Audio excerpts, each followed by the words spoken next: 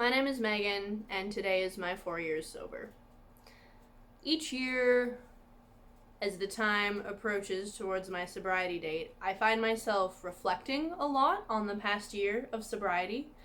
And this year, I started thinking a lot about how different each year has been, and how different my thoughts were this year as compared to the previous years. Because years 1, 2, and 3, they still just felt so new and so fresh, and I felt like a baby, and I still feel like a baby. Like, the world still seems like a very new place to me. I'm still figuring everything out. I have figured some things out. I have made some steps at this point. But it all still feels like quite fresh and exciting.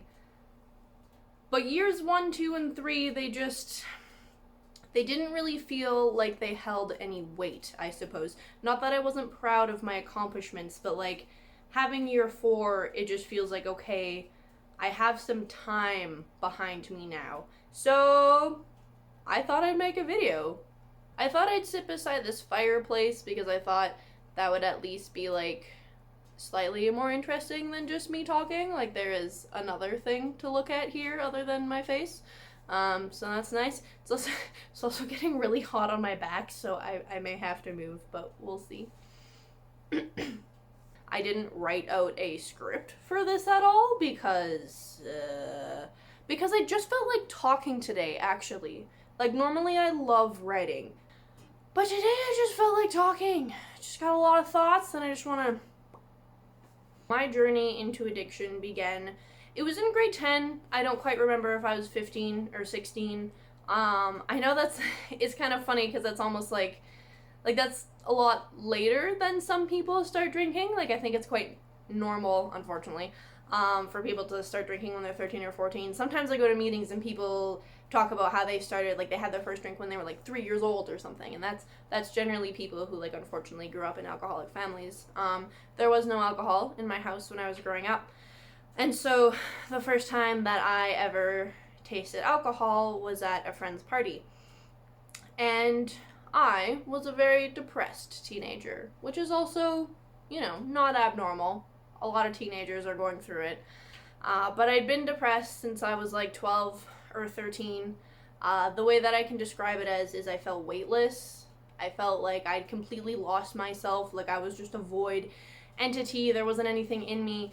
And there was also something that had happened when I was quite young, when I was 9, that I'd never dealt with because, you don't know how to deal with things when you're 9. You don't know how to process emotions. I was depressed, I had anxiety, and I didn't really know what either of those things were. So I didn't even know how to label what was wrong with me in order to seek help. And even if I did, I don't know if I would have sought help because I've always felt like I have to figure things out myself. It was really a huge swallowing of ego and pride and a realization that I can't do this on my own.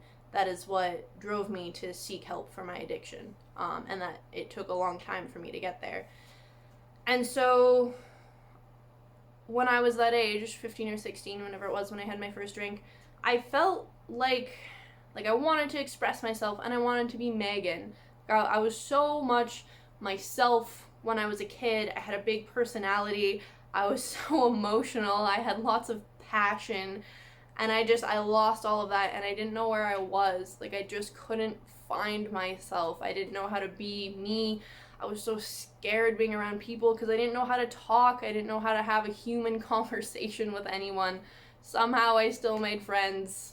Very grateful for those friends.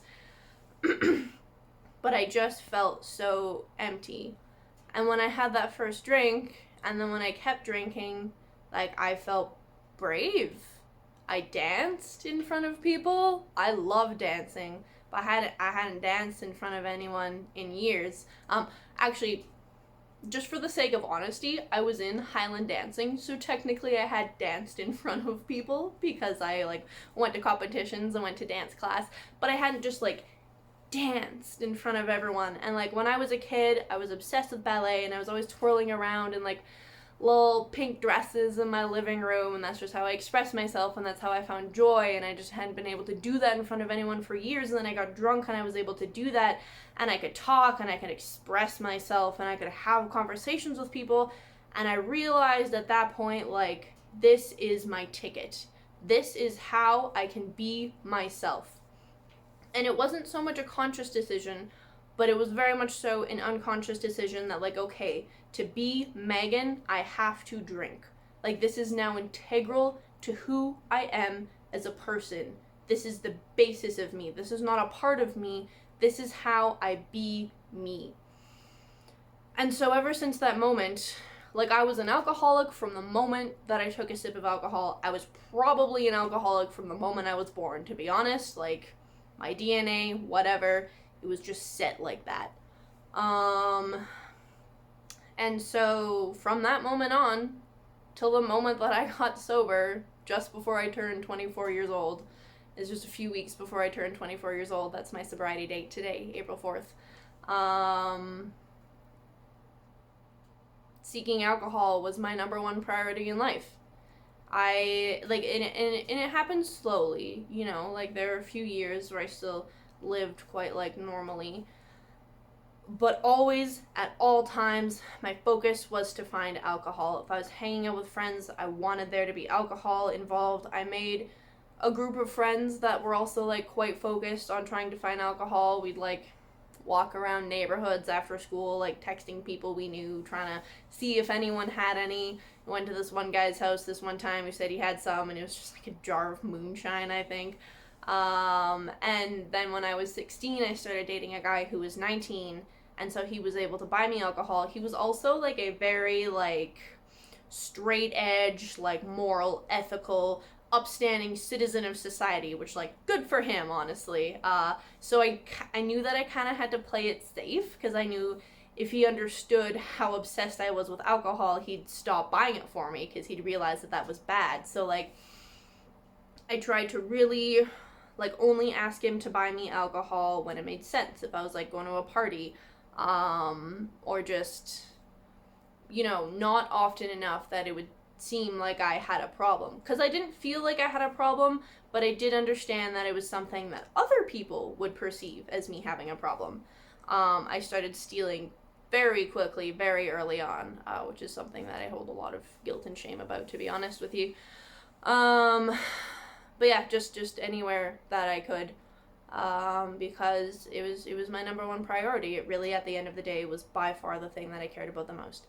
And so eventually I turned 19, I'm able to buy my own alcohol. I started drinking, like, in the afternoons, in the evenings, just in my room. I hid it under my bed. I was still living with my parents at the time. I drank at work sometimes. And then the point that kind of was, like, a turning point for me into, like, a bigger form of addiction, was this one time when I had started a new job, which I never drank at, by the way. It was a job that just felt a little more like a real job than my previous ones. It was very fast-paced. I had to work really hard, and I was terrified of, like, letting down my coworkers and my boss, so I actually never drank at that job. That was the only job I never drank at. But there was this one day, kind of early on, where I closed up for the night, and then when I got home, I realized that I'd made, like, a huge mistake with closing. I'd left out some food that was quite expensive that would go bad because it wasn't in the fridge. And, like, I would have just gone back in and put it into the fridge, but when we closed up for the night, we had to set an alarm, and I didn't know how to disable that alarm. So there wasn't anything I could do. And I knew that I was going to get into, like, huge trouble in the morning, and I was terrified. And I tried to sleep that night, and I would start falling asleep, and then suddenly, like, this pang would hit my heart. It still happens sometimes, not often.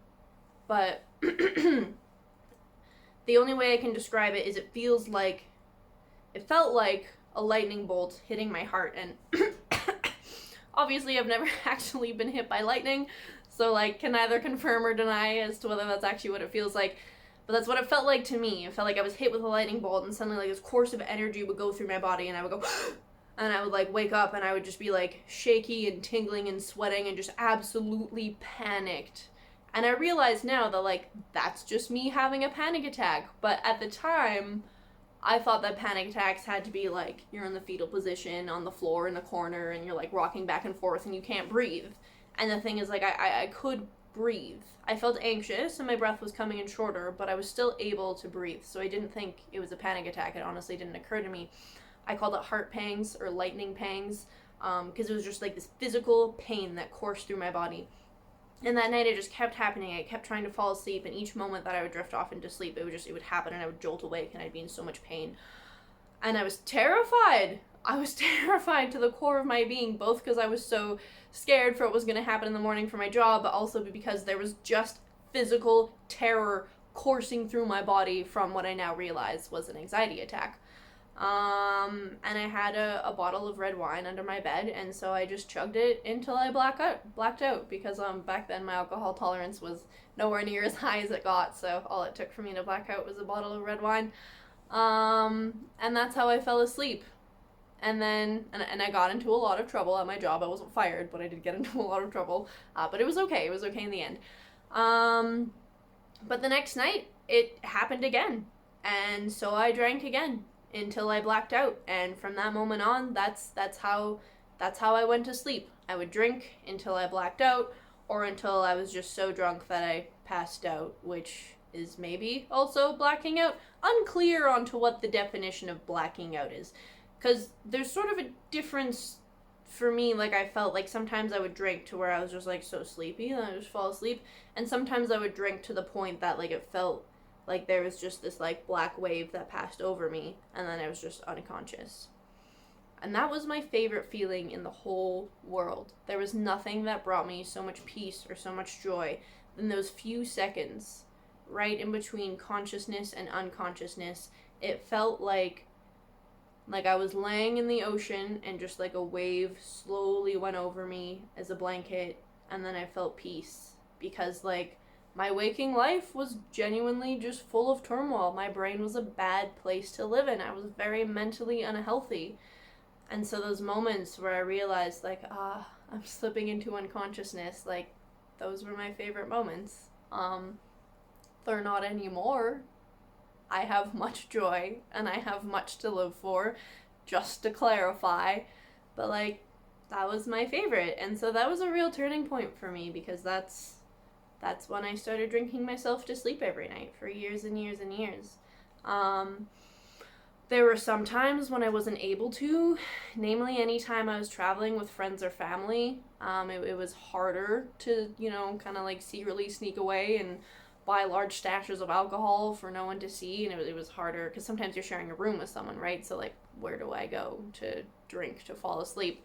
So I always slept terribly on those trips. I still had a really good time, to clarify. All the trips during my active addiction that I took with family or friends, still had a great time. No one can take that away from me, not even my alcoholism.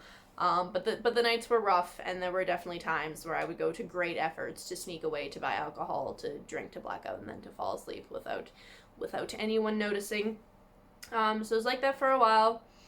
I worked at that aforementioned job for a bit, and then I moved out of my parents' house, and I got a new job, which I had to the end of my addiction.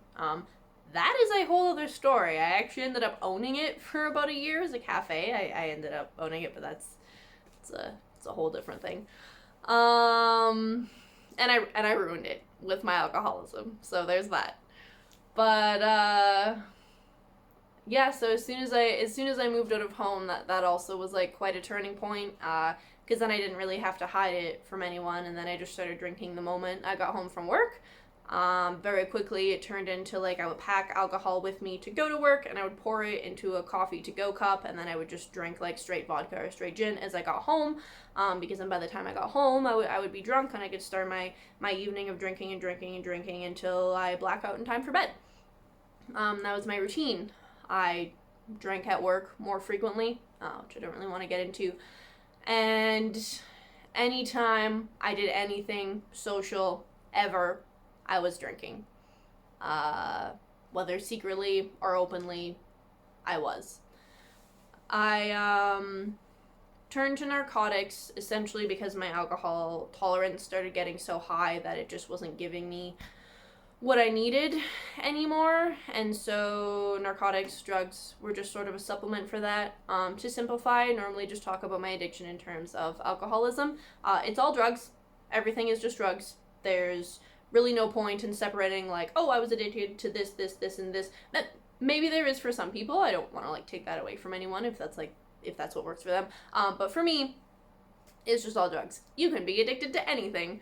And, like, really when I quit, like, it was about quitting alcohol. Everything else just kind of came with that. So for the sake of simplifying, I was addicted to substances. Alcohol really being the crux of everything. And so, yeah, that was my life. Constantly drinking, constantly hiding, constantly stealing. And there was one person in my life, my ex-boyfriend. He was the only person to tell me, like, hey, you're an alcoholic. And I'm grateful for that. I was very angry at the time. I was like, how dare you? This is how I exist. This person that you love does not exist without alcohol. Like, this is who I am. And, like, I'm fucked up. My brain, it's a bad place. And, like, this is just what I need to live. Like, what do you mean I'm an alcoholic? I'm not an alcoholic. I just need alcohol to live. That's kind of funny. But, essentially, I ruined everything. I didn't have a great relationship with my family. I was always arguing with them when I went over. I wasn't invested in their lives as I should have been. Same thing with my friends. I was very argumentative.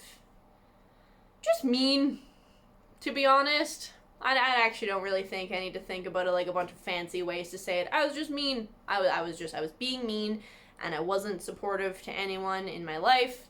And it got to a point where I wasn't able to work anymore. One day I got to work. Something went wrong. Freaked out about it. I went and sat in a bar at like 9 a.m., had some beers, went home, and then I just never went back to work. And I wasn't able to work after that because I was just drinking from the second I woke up to the second I blacked out, and I was unable to do anything else. And I was miserable to be around, and, you know, I would have lost having a place to live because I had no way of making money, and also, frankly, I was an awful roommate. I wasn't good to live with, and I don't know who would have wanted to keep living with me if I had stayed like that.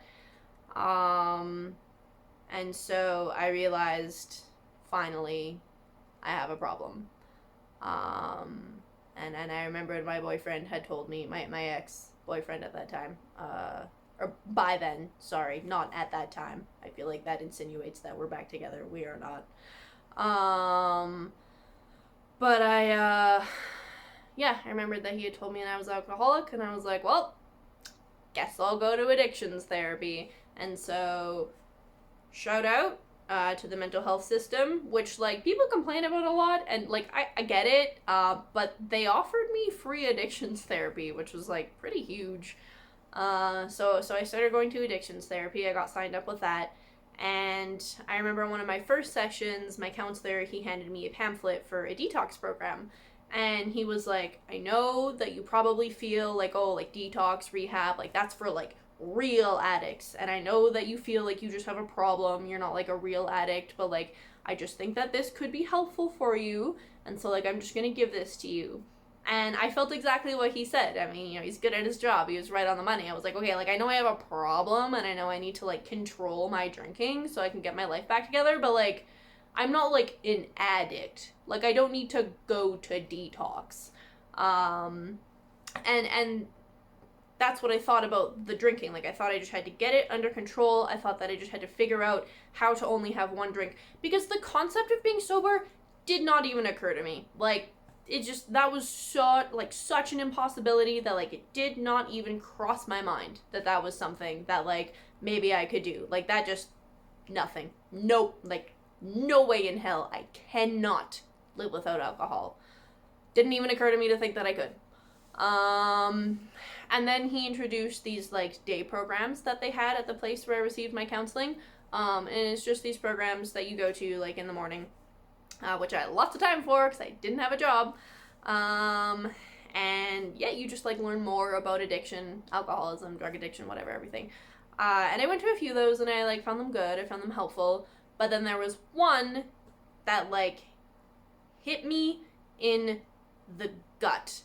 And that was the day that they talked about how the only way to fix alcoholism is to stop drinking. And I don't know, it just clicked. And I realized that, like, they were right. Like, that was the only way to fix my life. Like, I had to stop drinking. And I left, and I sobbed. Because alcohol felt like the love of my life. It felt like my best friend. It felt like everything. It felt like me. Like, I didn't exist without it. I didn't know...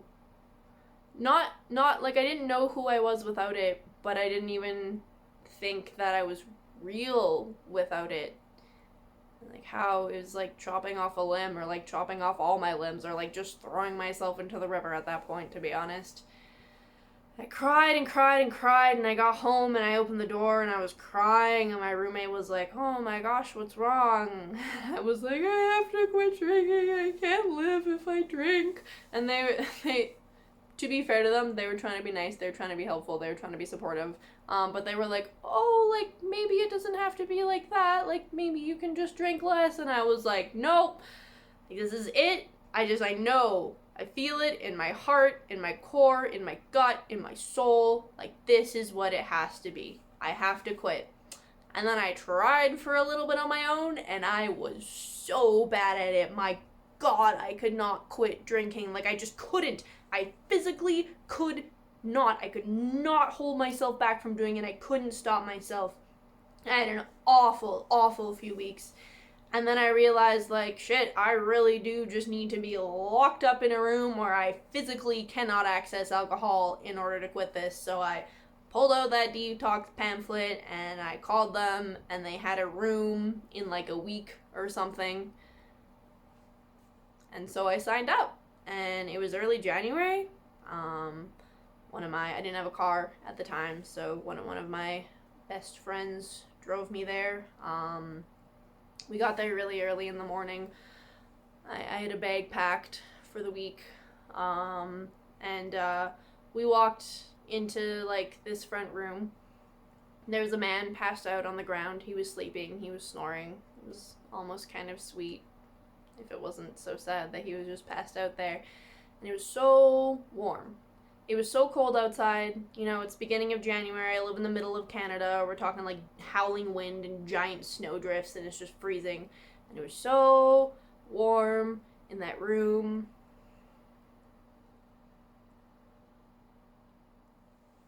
And my friend sat beside me, and she just sat with me. We didn't talk very much, but she was just there. She supported me. She said that she was proud of me. And then they brought me in. And the intake was different than I thought it was going to be. They took away my phone. They took away my laptop. They asked me first if I wanted to write down some important numbers on a paper. So I wrote down numbers on a paper. They took away some of my personal stuff. Like, I have a baby blanket, Snuggly, that I've had since I was born. And I, like, bring him with me everywhere. They took away Snuggly. The only things I was allowed to keep were my clothes, one extra pair of shoes, a pair of slippers, and some books that I had brought. Everything else got taken. And, but essentially I was there for a week, and I did not sleep for the first 3 nights. And then on the 3rd day, I woke up, and I had more energy than I'd had in years, and I felt like myself maybe more than I had since I was like 12. I was 23 at the time. And it was amazing. And then I met some really fantastic people. We had really great like classes and teachings. It was absolutely necessary to be somewhere where I was forcibly being held away from alcohol. I don't think I could have done it without that.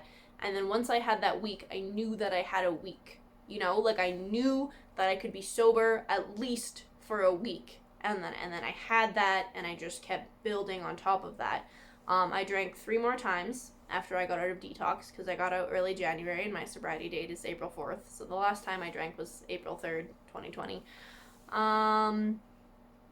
But that's what started the process, and then it was just a long journey to get to where I am now. And after detox, I started going to AA. I did 90 meetings in 90 days, which is what they recommend.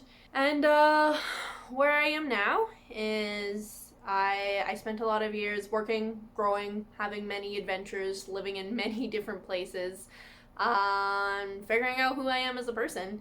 And the beginning of September of last year, I moved provinces. I'm from Saskatoon. I moved to Calgary, which is a much bigger city, and it's more west Canada, north, south. I'm terrible at directions. It's closer to the mountains. That's all I know. And someone watching is gonna be like, she's an idiot. But then that would mean that someone was watching this, so. Yes, so I moved and I started school. I started journalism school, and it's been going great, and that is just huge for me. I've got 2 jobs for the summer. I got a landscaping job back in Saskatoon, and I also got like a smaller research job with my professor. So I got my first ever little journalism job. So exciting. It's not like a full-time job, but still, you know, like that's huge for me. It feels huge. It's really exciting. And so now that I've gone through all of that, that was my addiction story in a small little fragment. It's kind of long, but there's a lot, so that was definitely minimizing it. Now I want to talk about what I wanted to talk about, which is how I felt every single year that I got sober. So the first year, I feel like this is slightly more zoomed in. My phone just falls sometimes, so I have to readjust things. My first year of sobriety. Not complicated to explain. I was simply filled with joy. I had so much gratitude. And that year, Easter fell on April 4th, which, like, once I realized, I was so pumped about, because, like, the thing about Easter is that's when Jesus rises from the dead. New life. Like, the Easter thing is, like, new life, you know, spring, baby chickens are born, that whole thing. And, like, all that the past year had felt like was just new life. I felt like I was a new person, and I felt like I had been given a second chance at life, and like I was finally living after so long of feeling just comatose and awful. I was finally alive. And so just one emotion on my first year, pure joy. Just kidding, there was more than one emotion. I also felt gratitude. And that was it. Quite simple, not a lot to reflect on. I mean, the past year had many trials. Getting sober is hard, but I did it. I was so pumped. And my friend who I was living with, we shared an apartment together. It was a really nice time of my life, actually. She threw me like a 1-year celebration, and it was outside because it was still like COVID time. But we had a balcony, which was so nice. So we all met on the balcony, and she made me cupcakes. And my one friend, like, I love Lord of the Rings, and I also think that Frodo's journey is such a good metaphor for addiction. And I don't have it with me because my books are all packed in boxes and they are in storage, waiting for when I am done school and I begin another new life. But she gave me a copy of The Fellowship of the Ring, and she wrote like this beautiful inscription inside of it. I actually found a photo of it here. So there's a quote from the book. It says, "Then she let her hand fall, and the light faded, and suddenly she laughed again," which is just perfect because, like, as I was explaining, I felt like I was alive again and like I could feel joy again. She says, "Happy 1 year of rebirth. You are the Frodo to my Samwise. You are the light in dark places. Love, Taylor," which is just like the nicest thing ever. And then my second year was very different. I didn't post about it anywhere. And I remember that the way that I was feeling at the time was that, like, I wasn't too concerned. Like, I was very lucky that in the second year of my sobriety, the desire to drink, the obsession of the mind, it had been taken from me, and I felt like nothing towards alcohol. Like, occasionally I would see it and be like, heh, you know, like, you used to have a hold of me, now you don't, type of thing. I was very, like, hyper aware of the fact that anything that I found difficult in life would be made a million times more difficult if I was drinking. So I was essentially just, like, kind of just, like, neutrally grateful, but, like, I honestly just didn't really think about it that much. Like, the second year didn't feel like a whole lot of, like, a journey. I just felt good. I felt secure and safe in my sobriety. I threw a second year sobriety party for myself just because, like, it is still something to celebrate, and also because I kind of just wanted a reason to get, like, my friends together. I made everyone grilled cheese because grilled cheese is my favorite food, and it was nice. We just hung out. A few of my friends wrote me cards, which I still have, which is really sweet. And then my third year, which was last year, I didn't even realize that it was the date until, I don't know, it was like halfway through the day, or like afternoon, and I suddenly was just like, oh, it's April 4th. And the months leading up to it, I had been thinking about it. Like, I had thought to myself, like, oh, my sobriety date is coming up soon. And I had been thinking about how incredible it still feels to be able to fall asleep with nothing, and how it feels to wake up and be sober, or not be hungover, and not have to take a ton of Advil and more vodka to just, like, start my morning. So I'd thought a lot about that, and I'd thought about, because I had some really great things that I was involved with last year, and I thought about how all of that was possible because I was sober. But last year also ended up being very tumultuous, and it sort of begun around the time that my sobriety date happened, and so it just, like, wasn't my focus at the time. I just wasn't really thinking about it. But when I realized that it was the day, I did have a short little reflection about how, like, I was depressed for so long, and I was just so used to that being my normal. But, like, most days at that year, like, I woke up and I just felt happy. I was excited to go to work. I liked my job. I liked my coworkers. I liked the various, like, community things that I was involved with at the time. I loved all my friends. I loved spending time with them, and, like, I just felt like my, like, neutral, my, like, generic was just, like, feeling happy. Like, I just woke up feeling happy, and that was still just such a new thing, and, like, such a grace and a blessing to experience. And then something really difficult happened last summer that I won't get into because it's not my story to tell, but it affected me deeply. And there had been, many moments over the past 3 years where, like, I'd just be like, oh, I want to drink. But it would go away. I'd go to a meeting. I'd be fine. But then this summer happened, and I didn't drink, obviously, because I've got 4 years now. But I wanted to, like, voraciously and intensely. It was like the desire just went right back onto me, and it just, like, enveloped me, and it covered me, and I thought about it all the time, and I should have gone to more meetings. I really should have, but, like, everything was crazy, man. It was a crazy summer. Everything was just a mess, and I, like not my own mess. I was still doing good, thank God. But I was trying to fix everything, and I was so sad. I was so sad.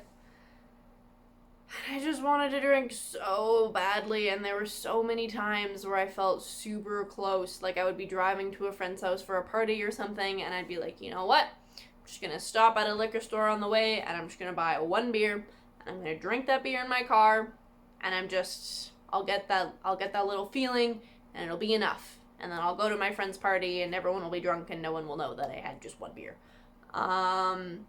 And, like, mentally, I felt ready. I was like, you know what? I've had a terrible time. I deserve to relapse. And then I would start driving, and it's like my body had more control over me than my mind did, which is very opposite to what I'm used to, because as I've said, obsession of the mind. And so I'm used to, essentially, my mind controlling the actions of my body. But it's very different. It was like the body was controlling the actions of my mind. And, like, my hands just wouldn't turn. They just wouldn't turn the wheel to go into the liquor store parking lot. They just kept driving, and they just didn't stop till I got to my friend's house. And I was like, well, guess I didn't buy that beer. I'm here now, so all right. And that just kept happening. It was like my body was so physically used to being sober that it was just like, nope, we are not doing this. We are sticking to what we know. Which, like, thank you, body, thank you so much. And you know, even if my body hadn't done that, I don't know if I would have drank. It is literally the greatest source of pride in my life that I am sober. It is by far the thing that I am most proud of. So I don't know, even if my body didn't do that, if I would, there's really no point in thinking about it, but yeah, this last year, this 4th year, got rough, man. It was hard, and it's just so interesting that, like, so I say, like, that far into sobriety, knowing that there are people who have, like, 50 years who are still like, I only have one day. Everybody just has one day. That day is today. So, like, I kind of say, like, 4 years with a grain of salt. But it's still interesting to me to know that I can have all those years and all this growth as a person, and, like, for some absurd, idiotic reason, still want the thing that literally drove me to insanity. That's nuts. That's crazy. And, like in year 2, I had gone through a thing, and as I said, I kept thinking, like, oh, I'm so glad I don't drink, because this thing would be so much harder if I was drinking. And then I went through a thing this summer, and it didn't work that way this time. It worked as, oh my god, I want to drink. And I just felt angry that other people could cope that way, and I just can't. And then I went to school, and things got better. I got a boyfriend. He's the nicest person in the whole world. I love him so much. So that really helped. And, but still, when I was in school, even though things were a lot better, I found, like, still, if I was around people who were drinking, I was finding it difficult again. I was finding it difficult to be around them without wanting it, and I felt jealous of them, and that just wasn't a feeling that I'd felt for, like, literal years, or if it was something that would, like, pop in and then leave, you know? But it was something that stuck. And so this year, this 4th year, has just made me realize that, like, this is a journey that I will always be on. The sobriety journey is for the rest of my life. And, like, I knew that. I always knew that, but I guess, and I think this is a human thing, so I think I can excuse myself for it, but, like, I always just think of journeys as just being, like, a slow incline up, but, like, they're really actually just like that, you know? Yeah, and this is the year that made me realize that, like, this will always be something that is with me. I didn't get rid of it just because I got sober. I'm still an alcoholic, and I always will be, and, like, that's okay.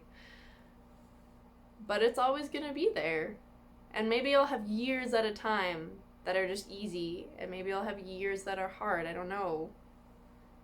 But, like, it's with me for life. And I'm really lucky in the sense that, because, like, everyone has a thing, you know, like, everyone has, like, their problem. This is my problem. And I'm lucky in the sense that, like, my problem literally has a support group that tells you how to deal with it, that you can just go to for free and just talk about your problems and then just like get advice and you get taught how to live. Like, it's weird to be like, I feel blessed to be an alcoholic, but like sometimes I feel blessed to be an alcoholic because I get to meet all these like cool, powerful people. I don't know what else to say. I feel like I have something that I'm trying to get out, but I just can't quite get there. But like, after I filmed that video, I left my house to walk to the train station to go to school, which is about a 20-minute walk. And we have had like so many false springs so far where like everything is beautiful and it melts and you feel alive. That was an intense light change. I had my laptop open earlier and like the light was reflecting on my face and I was like, oh, I'll imitate that by bringing this lamp here. Just like, I don't know, so it can look slightly cohesive. But I forgot that this lamp like changes color, so that may be distracting for me as it literally was just now. I hope it turns to that warmer light again. I much preferred that. Anyway, so I filmed these videos and then I left to go to school and it was snowing so much and I was so sad because we just had like our fourth false spring and I really thought that maybe it was finally like warm, not having soaking wet feet time. But it snowed so much while I was inside by this fire and I walked out and I was wearing my boots, so I thought, okay, like it's snowing, it's kind of miserable, but at least my feet will stay warm. Nope. It was like very wet, slushy, like thick slush snow. And yeah, immediately my left foot in particular got soaked and I just changed my socks and they were like they were so wet. Anyway, that's really not the point. It kind of is the point actually. Because I was walking through this and I was feeling so bummed. And then I started thinking about these videos that I had just filmed and the fact that I kind of went through a little short history of my alcoholism. And I thought to myself, like, man, that was so much harder than this. Like, this, walking through the slushy snow, having my feet be wet, like, this is nothing compared to all of that. Nothing will ever be as hard as getting sober was. And, like, I realized that I've been feeling pretty down on myself for having those thoughts this year about wanting to drink, especially because I didn't before. And I'm like, well, I'm farther along now. Like, how come I'm having those thoughts now? Technically I should be getting stronger. And yeah, I was feeling like almost guilty of them, or like a failure. Like I had failed in some way. I'm walking to school through the slush and I'm thinking about all of this. And I realized, like, holy shit, I had those thoughts, but never, not even once, did I act on them. And that's the point. It doesn't so much matter that I had those thoughts as it matters what my actions are. And I did not act on them. Every single time that I had one of those thoughts, I pushed through and I was strong and I persevered. And that's good. And that should be the point. That should be the focus. Can't believe I hadn't even had that thought yet. But you know what? I'm proud of myself. I'm proud of myself that I overcame those thoughts every single time. I did not falter once. That's impressive. And I'm happy with that. And I think that's what I was trying to say, without realizing it. That this journey is forever and it's hard, but like I am doing it. I'm doing the journey. And like I got sober and then I subsequently have overcame every single thought that I had about drinking and doing drugs for 4 years straight as of today. All of them, every single one I beat. And I can do anything.